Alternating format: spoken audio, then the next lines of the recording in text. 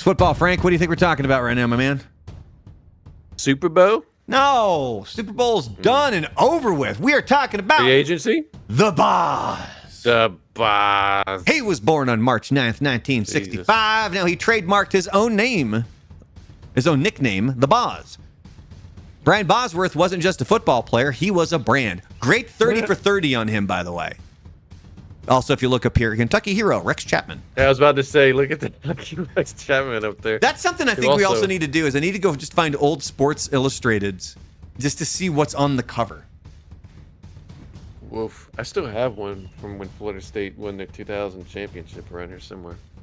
So while he was playing at Oklahoma, he embraced the nickname the Boz, known for his wild haircuts and rebellious attitude. He even trademarked the name, hoping to capitalize on merchandise sales. And at one point, he was actually banned from a college bowl game for failing a drug test. It was the 1987 Orange Bowl. He tested positive for steroids. Shocking. Yeah, no shit. Instead of staying quiet, he showed up on the sideline wearing a T-shirt that said, National Communists Against Athletes. Welcome to Russia. Welcome to Russia, right on his dick. Yeah. They won't let you juice yourself with roids. This stunt got him kicked off the Oklahoma team, but it also made him even more of a rebellious icon. You know what's funny about that? I was gonna say, you know what's funny about that shirt is Russia would have let him use the steroids.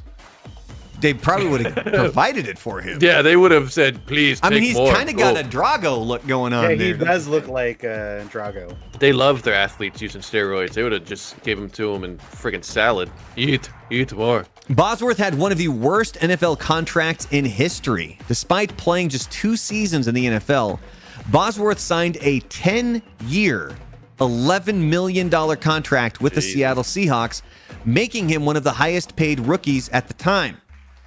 Or making him the highest paid rookie at the time.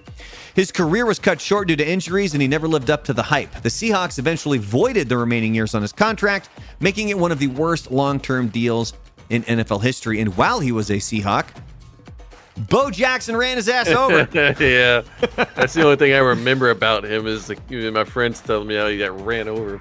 I mean, if you watch it, it's really, I mean, like when you hear run over, you think that he just trucks him and just spills right over him. It's not really the reality of what happened.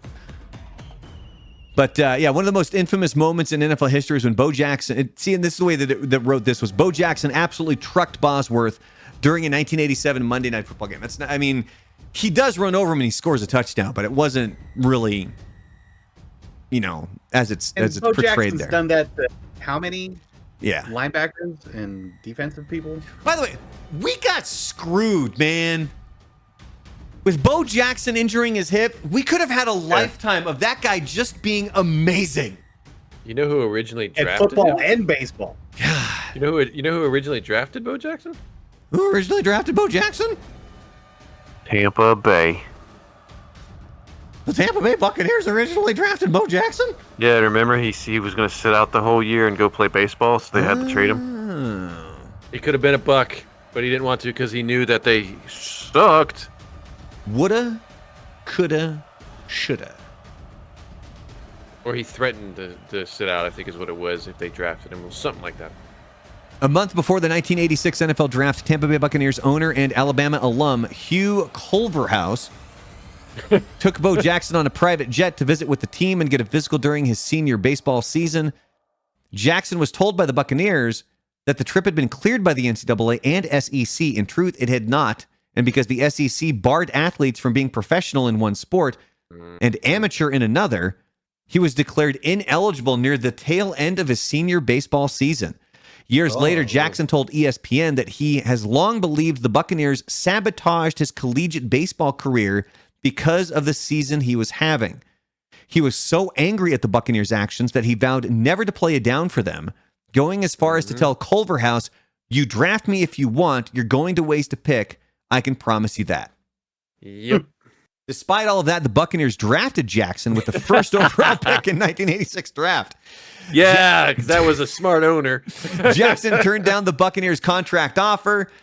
He had a 3-year contract with the Kansas City Royals, and the Buccaneers forfeited his rights before the 1987 draft, choosing to Choosing to sleep in rather than attend the 1987 NFL Draft, Jackson found out that he was selected in the 7th round by the Los Angeles Raiders. There you go. I like how he pivoted from the boss to Bosworth, Jackson. Let's To talk an about how actual big their. athlete. Let's talk about how big their. Let's talk about penises were. Stone Cold, the movie. Oh, he transitioned to acting after football. Look at Land, baby! After his William short Forsythe and Lance Henriksen, man, it's a great movie. After his short NFL career, Bosworth moved to Hollywood and starred in action movies, trying to reinvent himself. His 1991 film Stone Cold was supposed to be his big breakout, but it flopped at the box office. Despite this, he continued acting in B movies and TV roles, eventually gaining a cult following. Good call, Lance Land. Henriksen, Good call. the- Now he great bad does guy in that now he movie. does Dr. Pepper commercials. Yeah, he does. He's the sheriff, isn't he? He's the sheriff of whatever town that is, Fansville.